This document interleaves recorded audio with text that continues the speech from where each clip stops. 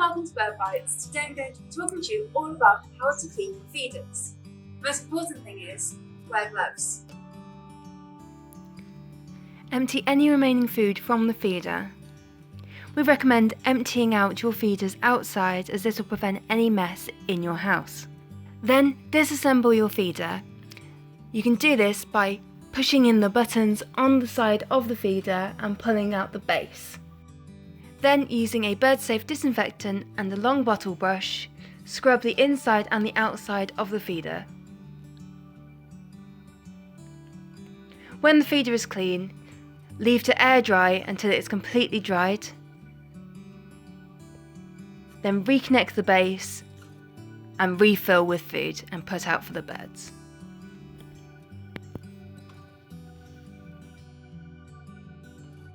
So, there you have it. How to clean your feeders.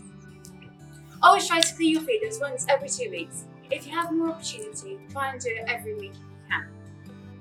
This is the best way to prevent diseases in your garden and means that you can continue to enjoy the birds for years and years to come.